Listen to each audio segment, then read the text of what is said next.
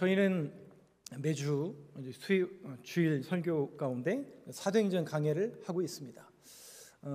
지난주에 나누었던 말씀이 사도행전 1장 8절의 말씀이었죠. 1장 8절 말씀은 다 외우고 계시죠? 못 외우셔도 구원받는 데는 지장이 없습니다.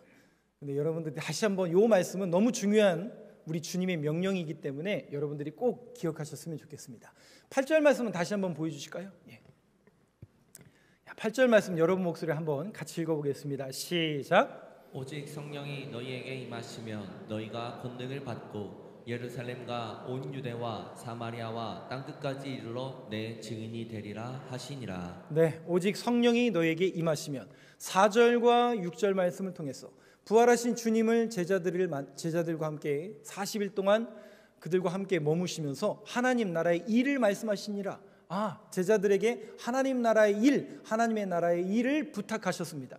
그리고 그들에게 명령하신 게 뭐냐면 약속하신 성령을 기다리라. 그리고 너희 떠나지 말고 여기서 성령을 기다리라. 그 명령을 주시고 마지막으로 바로 승천하시기 직전에 하신 말씀이 8절 말씀.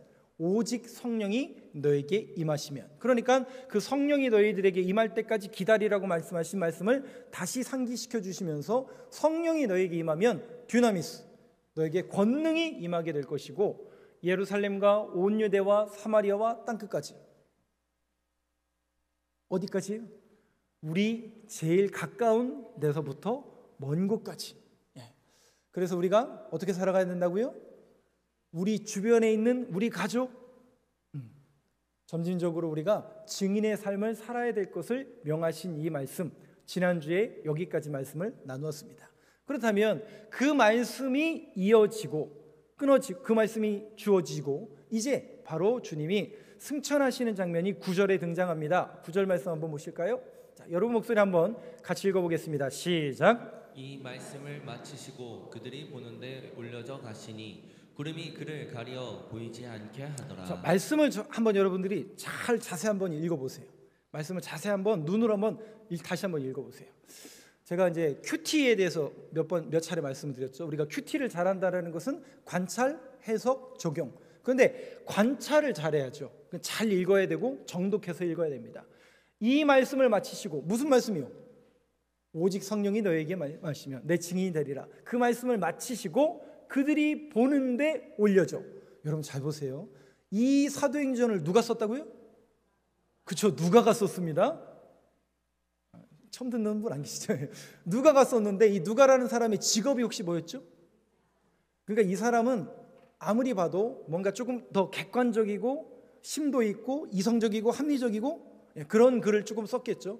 어떻게 해서든 자세하게 또 정확하게 기술하려고 노력했습니다. 그러니까 혼자만 주님께서 승천하신 걸 본 게 아니라 수많은 제자들이 직접 본 광경을 그대로 묘사하고 있는 거예요. 그들이 보는데 한 명만 본 게 아니라 여러 명이 보는 가운데, 여러분 유대인들은 두 명 이상 짝지어 보냈다고 했잖아요. 둘이 뭐라고요? 증인의 수라고 그랬잖아요. 혼자 봤다고 하면 봤다는데 어떡하겠어요, 그죠? 자기가 봤다고 우기는데 어떡하겠어요. 그런데 증인의 숫자, 또 다수가 그 올라가시는 승천하시는 주님을 바라보는 광경이 이 9절의 말씀입니다. 그들이 보는데 올려져 가시니 구름이 그를 가리어 보이지 않게 하더라. 그러니까 이렇게 올라가시다가 사라진 게 아니라 쭉 올라가시다가 안 보일 때까지 올라가신 거예요. 네, 그 광경을 성경은 이렇게 묘사하고 있습니다. 그런데 9절 다시 한번 보여주시겠어요? 여기에서 우리가 눈여겨봐야 될 문장이 뭐냐면 올려져 가시니. 자세하게 기록하는 누가라면 올라가셨는데라고 표현해도 될 텐데 올려져 가셨다. 또 11절에 보면 하늘에 올려지시니. 여러분, 올라가다와 올려지다는 같은 말이에요? 조금 다른 말이에요? 비슷한 내용인 것처럼 보이지만 다릅니다. 뭐가 달라요?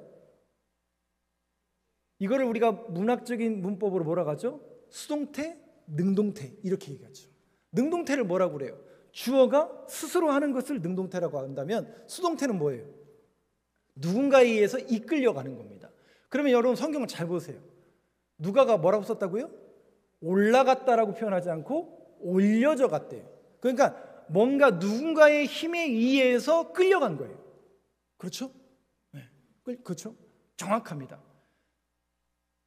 목사님은 뭘 그렇게 디테일하게 그것까지 다 세세꽃이 성경 읽기도 힘들어 죽겠는데 그것까지 자세. 여러분, 우리 성경이라는 것은요, 단순히 우리가 문자적으로 해석하는 그 정도로는 안 됩니다. 이 말씀이 어떤 배경과 그 시대적인 상황과 역사적인 배경과 또 그 문학적인 구조와 저자의 의도, 읽는 대상 다 필요한 겁니다.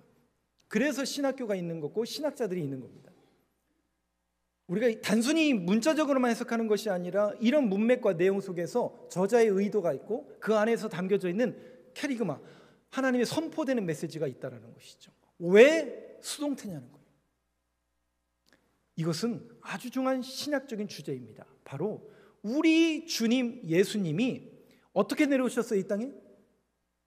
말씀이 육신되어 이 땅에 내려오신 분이에요.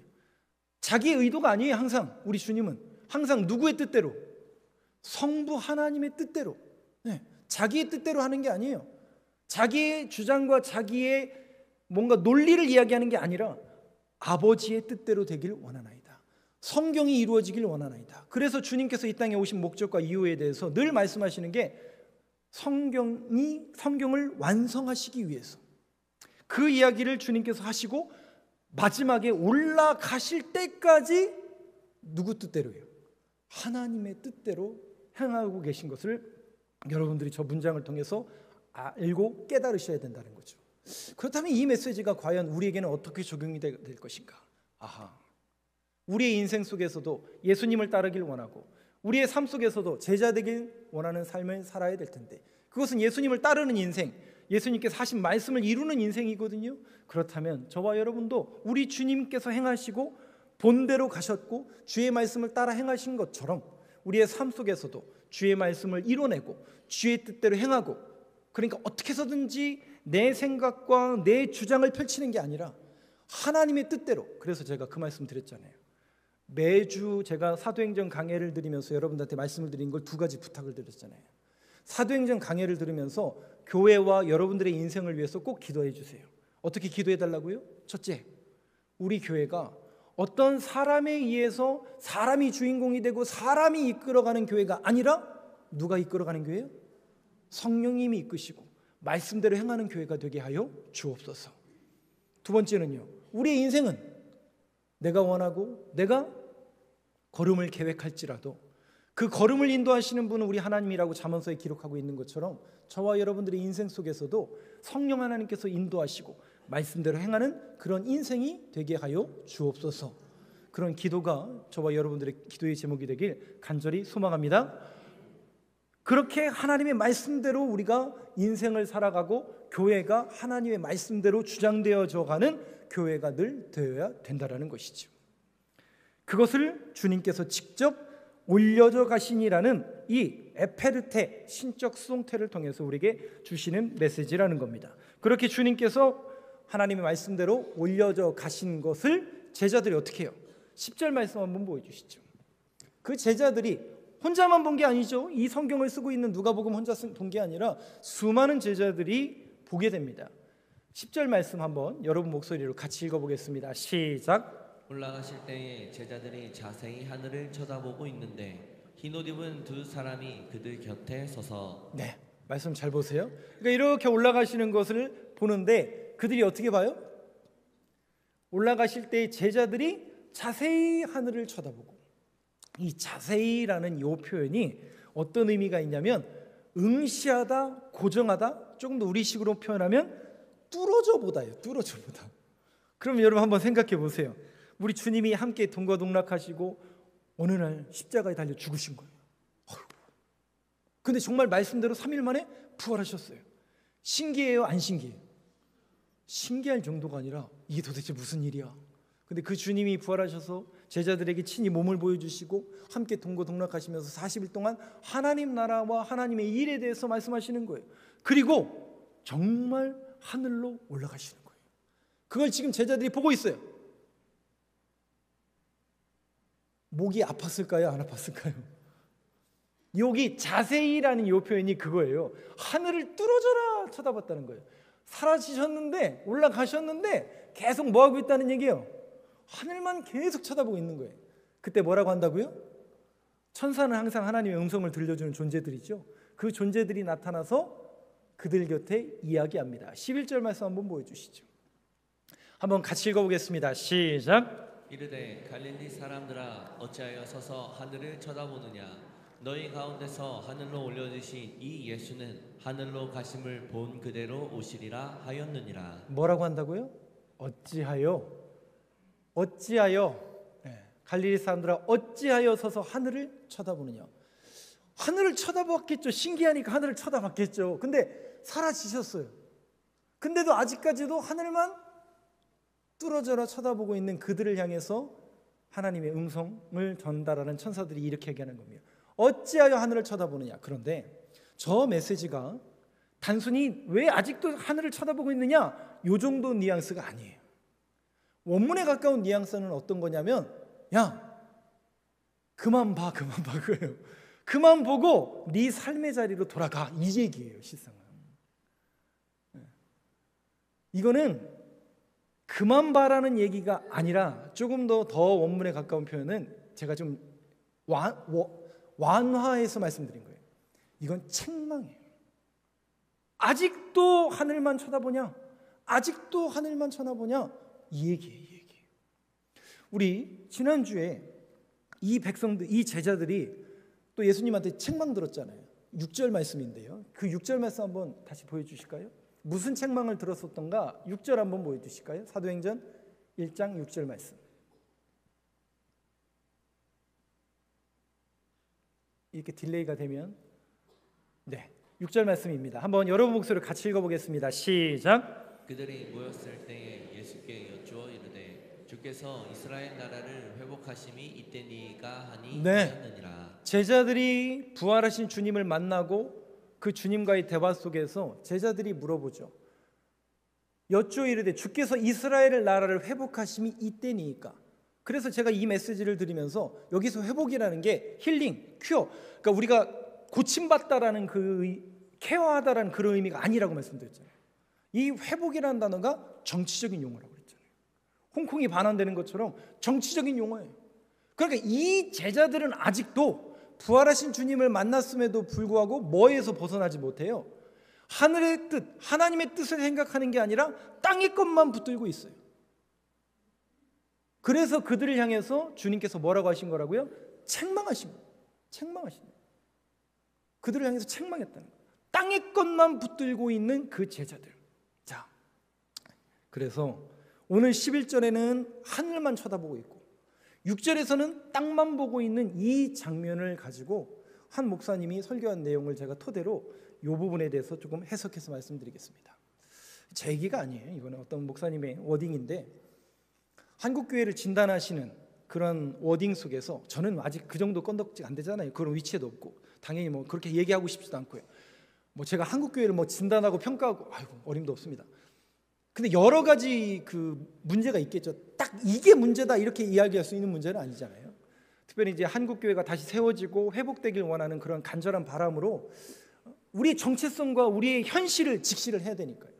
그래서 이제 국민일보에서 계속해서 또 기독교 타임즈나 이런 데서 우리 지금 한국교회의 현실과 현주소에 대해서 진단하는 한국교회를 진단하는 여러 가지 항목 중에서 한국교회의 문제점 중에 눈에 딱 들어온 게 뭐였냐면 양극화예요. 양극화. 한국교회의 문제점 양극화. 보세요. 오늘 본문도 어떤 한 무리는 땅만 바라봐요. 그리고 어떤 한 무리는 하늘만 바라보는 사람들이 있어요. 그래서 한국교회를 이렇게 지적을 하시더라고요. 양극화에 대해서 지적하시는 것이 한국교회의 한 무리는 너무 하늘만 본다는 거죠. 그리고 어떤 분들은 땅만 보는 그런 부류의 사람들이 있다는다. 이 양극화가 문제다. 뭐 이념 갈등 그거 얘기하는 거 아닙니다. 그 양극화를 말합니다. 그런데 이게 뭐가 문제일까? 하늘만 바라보는 사람들은 어떤 사람들일까? 제가 한번 여러분들에게 알기 쉽게 조금 예를 드는 겁니다. 예를 드는 거예요. 이해를 좀 하시면서 이해를 들으세요. 예를 드는 거예요. 하늘만 바라보는 사람들이 어떤 사람들인가? 저는 이것을 조금 기독교 근본주의나 이상주의자들이라고 생각이 되는데, 이런 부류의 사람들이 있습니다. 제가 몇 년이 아니라 20몇 년 전에 캄보디아를 간 적이 있었어요. 캄보디아에 가면 앙코르와트라는 사원이 있잖아요. 그 옆에 시엔립이라는 그 공항이 있어요. 거기에 이제 내렸는데, 그게 우리나라에서 지은 공항이던데요, 보니까. 옛날에 그 앙드레 김 선생님 그분이 지은 거예요. 그래서 그 시엔립 바로 옆에 제가 이제 대천 남지방에 있었는데, 대천중앙교회에서 비전센터를 지어서 그 비전센터 기공식하고 단기 선교를 이렇게 간 적이 있었어요. 근데 이제 그 시엔립 주변에서 그 사역을 이렇게 하셔서 이제 아이들도 많고 생각보다 이렇게 교인들이 이렇게 많으시더라고요. 그래서 이제 물어봤죠. 봤더니 그 지역이, 우리 선교사님도 계신데, 태국, 라오스, 그쪽이 미얀마, 또 이쪽이 전부 그 소승불교 지역이잖아요. 세계사 시간에 안 배우셨어요? 대승불교, 불교를 안 배우셨군요. 불교가 이제 대승불교가 있고 소승불교가 있는데, 이거 어떻게 구분하냐면, 우리나라나 중국이나 일본은 대승불교고 그쪽은 소승불교인데, 차이가 뭐냐면, 우리는 큰 사찰을 중심으로 이렇게 하는 불교라면, 거기는 이제 개인 집이나, 그래서 집마다 보면 다 우상이 있어요. 다 우상단지예요. 그래서 이 사람들이 개인적인 종교심은 굉장히 강하대요. 그래서 생각보다 복음을 빨리 받아들여요. 근데 복음을 빨리 받아들이는 게 아니라, 이 사람들은 유일신앙이 아니라 다신이 있어서 이 신도 좋고 저 신도 좋고, 기왕이면 여러 신 섬기면 그 중에 하나는 얻어 걸리겠지라는 그런 마음이 있어서 뭐 받아들이는데 그렇게 많이, 물론 모슬렘들은 조금 극단적이지만 그들은 받아들이는데 그렇게 어색하지 않다고 합니다. 그런데 그 시엔님 옆에 보면 톨레샵이라는 호수가 하나 있어요. 근데 거길 갔는데 물이 정말 더럽더군요. 굉장히 세계에서도 큰 호수인데 정말 더러워요. 물이 왜 이렇게 더럽습니까? 라고 물었더니 아니래요. 목사님, 거긴 물이 더러운 게 아니라 부유물이 많아서 그런 거고, 여기는요 물고기가 어마어마하게 많습니다. 이 톨레샵 호수는 정말 물반 고기반입니다. 막 이렇게 자랑을 하시더라고요. 그리고 나서 제가 두 가지 장면에 딱 저한테 들어왔어요. 첫 번째 장면은 뭐냐면, 배를 타기 전에 그 조그만 아이들 있잖아요. 지금은 조금 많이 사라졌다고 그래요. 좀 시대가 바뀌었으니까. 20년 전만 해도 그 기브미 $1 혹시 들어보셨어요? 가보신 분들 아시잖아요. 기브미 $1 시대였어요. 그 아이들이, 조그만 아이들이 그렇게 하던 그런 때였어요. 그래서 저는 이제 처음 목격하는 거기 때문에 이 선교지가 이렇구나, 이렇게 좀 어려운 현장이구나. 그리고 나서 배를 탔는데, 그 동남아 쪽에는 해상 바다 위에서 이제 배에서 살아가는 사람들이 있잖아요. 그래서 배가 이렇게 쭉 연결이 돼 있어요. 근데 저한테 눈에 딱 들어온 장면이 뭐냐면, 그 뜨거운 낮에 그 이제 그늘이 이렇게 있고, 해먹이라고 하잖아요. 그물침대. 전부 남자들이 거기서 자고 있는 거예요. 여자들은 하나도 없고요. 남자들은 다 자고 있는 거예요. 그 선교사님이 얘기하시는 거예요. 목사님, 저게 문제입니다. 저게. 뭐가 문제라는 얘기예요? 남자들이 거기서 자는 게 뭐가 문제라는 거예요? 저분들이 일은 안 하고 저렇게 잡니다. 낮에. 무슨 얘기냐면 이런 얘기입니다. 자기가 하루 노동해봐야 $1가 안 된다는 거예요. 그러니까 가치로 차라리 자녀들 그거 시키고 국어시키고, 그러면 우리가 생각할 때는 물반 고기반이니까 물고기 잡아서 팔면 되잖아요. 근데 그것도 안 한다는 거예요. 근데 그 사람들이 또 교회는 온대요. 그러면서 한다는 얘기가, 하나님이 도와주시는데 우리가 왜 이래야 됩니까? 이런다는 거예요. 여러분, 뭔가 잘못돼도 한참 잘못된 거 아니에요? 뭔가 잘못돼도 한참 잘못됐어요. 한국교회, 제가 잘못된 거 지적했지만 너무 한국교회가 감사한 거는, 여러분 그 찬양 혹시 아세요? 찬송가 300 몇 장인데, 어두운 밤 시되리니, 그 찬양의 맨 마지막 부분이거든요. 해돋는 아침부터, 그 찬양을 우리나라 60년대 70년대 정말 열심히 불렀잖아요. 새벽 예배마다. 기억나시죠 여러분들? 뭐 하자는 얘기예요? 그 얘기는 열심히 일하자는 얘기 아니에요. 교회가 주도했었습니다. 우리 기독교는 일하는 종교였고 노는 종교가 절대로 아닙니다. 앞서서 행하는 종교이고요, 앞서서 나가는 일하는 종교이지 절대로 멈추는 그런 건 어떻게 보면 잘못된 가르침과 잘못된 이상향으로 하늘만 바라보는 사람들이 있다는 거예요. 아닙니다 여러분. 반드시 우리에게 신앙생활이라는 것은 믿음 이꼴 책임입니다. 그 책임을 우리가 당연히 져야 되는 겁니다. 그렇기 때문에 우리는 놀 수 없어요. 열심히 일해야 되고 성실하고 신실하게 주님 믿고 또 그런 삶을 살아내야 된다는 거죠. 반대로 땅만 바라보는 사람들이 있어요. 오해하지 말고 좀 들어주세요. 저는 어렸을 때부터 조금 부정적인 교회, 물론 부모님 따라서 어머님 따라서 강제적으로 교회를 다녔지만, 그렇다고 해서 뭐 제가 교회를 부정하고 예수님을 부정한 적은 없지만 듣기 싫었던 게 뭐냐면 부흥 강사님들이 오시잖아요. 그러면 맨날 풀 받으래요. 그리고 고침 받으래요. 그래서 그때 저도 이제 아멘하고 막 하죠. 그래서 제가 수학을 싫어하는 사람이라 수포자이긴 하지만 제가 좋아하는 건 통계를 또 좋아하잖아요. 그래서 조사를 해봤어요. 과연 불 받은 사람이 몇 명일까? 그리고 고침 받은 사람이 몇 명일까? 위암 환자들이 있다고 하는데 똑같이 위암 걸린 분들이 우리 교회에 몇 명이 있고 그 중에 고침 받은 사람이 몇 명일까? 안타깝게도 불 받은 사람이 많을까요? 불 안 받은 사람이 더 많을까요? 고침 받은 사람이 많을까요? 고침 안 받은 사람이 더 많을까요? 그래서 제가 시험이 든 거예요. 안 받은 사람이 더 많아요, 실질적으로. 그런데 그분들은 얘기를 못 해요. 왜요? 네가 기도 안 해서 고침 못 받은 거지. 이런 분위기가 굉장히 강하기 때문에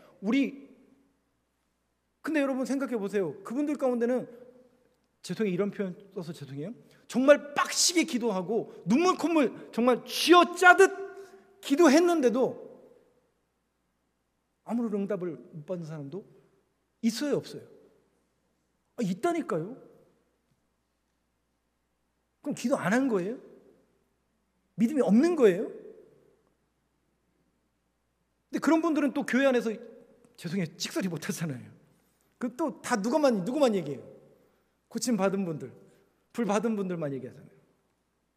근데 저는 항상 그게 궁금했어요. 그래서 그분들의 뒷조사를 합니다. 불 받았던 분들, 고침 받은 분들의 뒷조사를 이렇게 해요. 죄송합니다.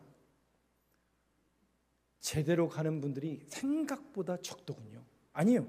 정말 그렇게 하나님의 일을 감당하고 정말 크게 쓰임받는 분들 분명히 있어요. 그런데 죄송하지만 안 그런 분도 있더라고요. 그렇다면 그 불이, 그 성령님의 임재가 그걸 위해서, 단순히 그걸 위해서, 땅의 것만을 위해서 주님께서 주셨을까? 아닙니다, 여러분. 그래서 제가 늘 여러분들한테 말씀드리는 게 뭐냐면, 신앙생활, 여러분 신학교가 왜 있는 줄 아세요? 신학교 가면, 저는 처음에 신학교 가면 목회는 어떻게 하고 전도는 어떻게 하고 기도는 어떻게 하고 이거 가르쳐 줄 줄 알았어요. 하나도 안 가르쳐줘요. 그것은 교회 가서 배우래요. 그리고 신학교는 정말 신학만 배워요. 학문을 배워요. 이해하지 못했죠. 이 어려운 걸 왜 배워야 되나? 조직신학 보면, 개론 보면 삼위일체부터 쭉 시작해가지고. 근데 여러분 반드시 필요합니다. 왜인 줄 아세요? 신앙생활은 밸런스예요. 말씀과 기도로 거룩해지는 겁니다. 말씀만 강조되면 형식주의에 빠져요. 기도만 강조되면 신비주의에 빠지게 돼 있어요. 그래서 항상 밸런스가 필요한 거예요.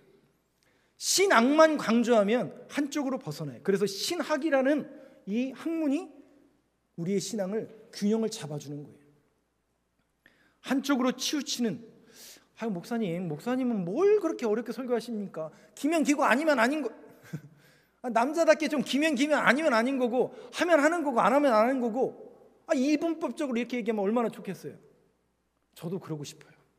근데 여러분, 신앙생활이라는 게, 신학이라는 게, 신앙이라는 게 그렇게 우리가 무 자르듯이 기명기고 아니면 아닌 거예요? 그렇게 재단할 수 있는 부분이 아니라는 거죠. 이유는 단 하나, 기준이 되는 것은 성경밖에 없어요. 죄송하지만 여기에 나와 있는 대로 하다 보면 그렇게 논할 수 있는 부분이 아니라고요. 어디선 진멸하라고 했는데 예수님은 진멸하지 말래요. 그럼 어쩌다는 얘기예요?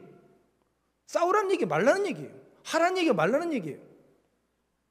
그렇게 무자르듯이 할 수 있는 부분이 아니라는 걸 여러분들이 정확히 아셔야 됩니다. 그래서 신앙, 신학, 말씀, 기도 항상 균형을 이루어야 우리가 한쪽에 치우치지 않게 되는 겁니다.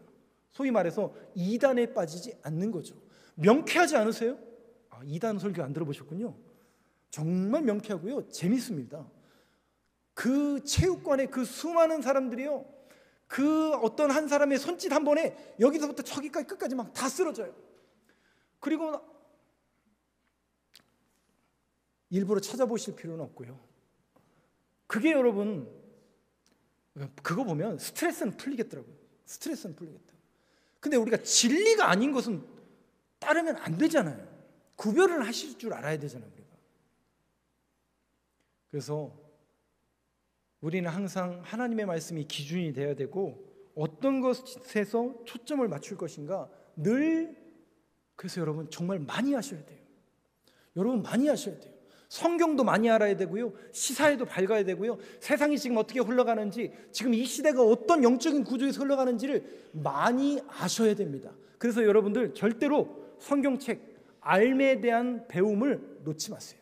미켈란젤로가 얘기한 것처럼 나는 아직도 배우고 있노라. 우리가 알아야 그거 할 수 있는 거예요, 여러분. 성경도 알아야, 하나님의 말씀도 알아야 할 수 있는 겁니다. 정말 우리가 많이 알아서 구별할 수 있어야 되는데, 그래서 그 제자들을 향해서, 아직도 온데간데 없고 분간하지 못하는 그 제자들을 향해서 지금 천사가 또 이렇게 이야기합니다. 11절 말씀 다시 한번 보여주시겠어요? 11절 말씀. 사도행전 1장 11절 말씀. 여기 보면 그 천사가 제자들을 향해서 뭐라고 부르죠? 무슨 사람들아? 무슨 사람들이에요? 제자라고, 제자, 사도 선생님, 사도, 제자도 이렇게 부르는 게 아니라 뭐라고 부른다고요? 갈릴리 사람들아. 이게 무슨 얘기예요? 이 사람들이 변화되기 이전의 모습이에요. 아직도 세상적인 구조와 땅의 것만을 투구하고, 아직도 거듭나지 못하고 성령의 인도하심을 따라 살아가지 못하는 인간들아, 이 표현. 교회를 안 다니는 사람들이 아니에요. 예수 안 믿는 사람들이 아니에요. 근데 아직도 옛사람의 그림자가 그들을 차지하고 있으니 그의 생각과 가치관과 모든 생각의 행동과 신앙의 패턴이 전부 이 땅의 것. 거기에서 벗어나지 못하면 여전히 우리도 갈릴리 사람들인 겁니다.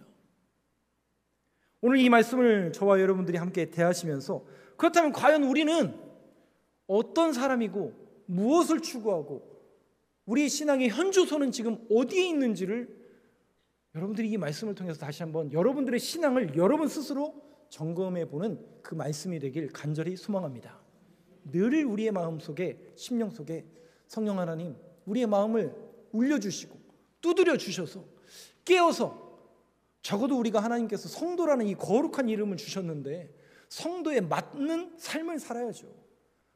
우리가 선교사님처럼 또 제자들처럼 순교는 못하지만, 여러분 생각해 보세요.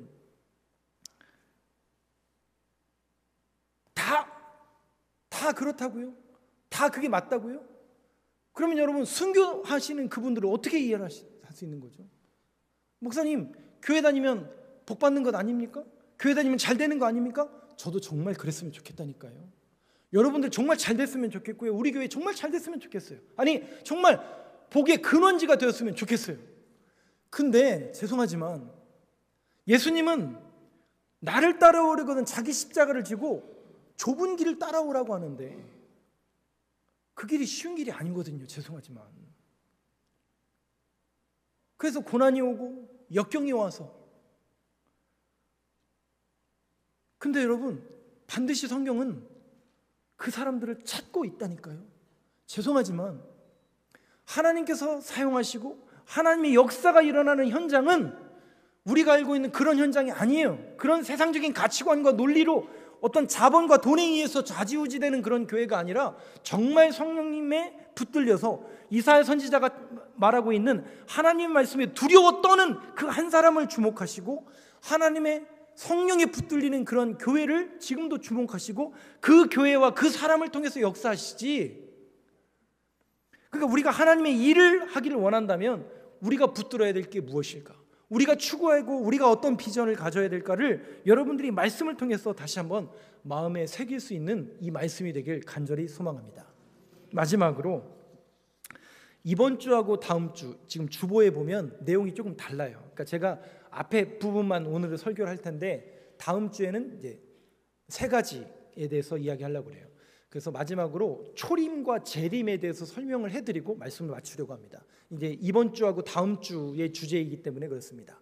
이 초림, 재림 혹시 처음 듣는 분도 있을까 봐 제가 말씀을 드리는 건데 초림이 뭐예요? 초림? 어떤 교회 보니까 이름이 이초림이라는 학생도 있던데 초림이라는 것은 예수님이 처음 오신 거죠. 어떻게 오셨어요? 말씀이 육신되어 이 땅 가운데 내려오셨잖아요.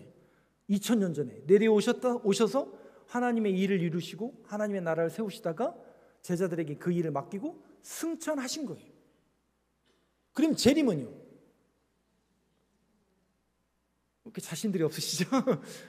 아직 안 만나셔서 그렇군요. 재림을 안 경험해봐서 그러신 거죠? 예. 그렇죠. 우리는 아직 재림을 안 경험해봤으니까. 재림은 다시 오시는 것을 우리가 재림이라고 합니다. 그러면 우리는 지금 어디와 어디 사이에 있는 거예요? 초림과 재림 사이에 있는 겁니다. 목사님, 저 재림 아직 당연하죠. 아직 안 만났죠. 예수님은 아직 안 오셨으니까. 다시 오시는 걸 재림이고 우리는 초림과 재림 사이에 지금 있는 거예요. 이거를 어떤 목사님이 이렇게 설교하시더라고요. 그래서 제가 그 설교를 그대로 인용해서 이렇게 말씀드릴게요. 학생이 시험을 보러 갑니다. 우리가 옛날 학창 시절에 시험을 볼 때 보면 선생님이 이제 뭘 나눠줘요? 시험지를 다 나눠주시죠. 시험지를 이렇게 딱 받아요. 그럼 제일 먼저 뭐부터 해야 돼요? 예? 시험지를 딱 받아야. 그럼 뭐부터 해야 돼요? 우리 학생들은 그렇게 얘기하던데 기도부터 해야 된다고 하던데. 옛날에 제가 청소년부 학생들한테 얘기했더니 기도부터 해야죠 목사님 그러던데 이름을 꼭 쓰셔야 됩니다. 아시죠? 이름을 써야 됩니다. 이름을 씁니다. 이름을 쓰고 이렇게 다 풉니다. 그럼 선생님은 어떻게 해요? 그거를 가져가시죠. 처음에 시험지를 나누어 주는 것을 초림이라고 얘기하고 시험지를 가져가는 것을 재림이라고 얘기하시더라고요. 근데 여러분 한번 생각해 보세요. 시험지를 잘 푼 사람은 선생님이 이걸 가져가길 원할까요? 이거를 이럴까요? 네, 빨리 와서 우리 선생님이 가져가길 원하죠. 왜? 다 풀었으니까. 근데 그 우리 주님이 이렇게 얘기를 하면 이 비유를 들면 문제가 뭐냐면 우리 주님을 두려운 분으로, 왜냐하면 아무리 봐도 저도 객관적으로 보면 저도 두려움이 있거든요. 근데 여러분 괜찮습니다. 우리 주님이 그런 분이 아니에요. 우리를 심판하고 단순히 정죄하기 위해서, 물론 그것도 공의의 하나님이시기 때문에 그런 속성이 반드시 있지만 우리 주님이 기다려 주신다니까요. 언제까지요? 정말 여러분들이 우리 주님이 다시 오신다라는 이 신앙의 고백이 선생님을 만난다라는 그런 고백이 아니라 거룩한 신부로 준비되어서 신랑이 다시 내게 오실 거라는 그 거룩한 신부로 준비될 때까지 주님은 기다리신다고요. 그러니까 우리가 신앙생활이라는 이 툴을 통해서 하나님의 말씀과 기도로 날마다 거룩해지고 기도하고 성령 받고 은혜 받아서 어떻게 준비된다고요? 거룩한 신부로 준비되어서 정말 우리 주님이 다시 오실 그날을 그릴 수 있는 그런 신앙인들로 거듭날 수 있는 저와 여러분들의 그 신앙생활이 되길 간절히 소망합니다.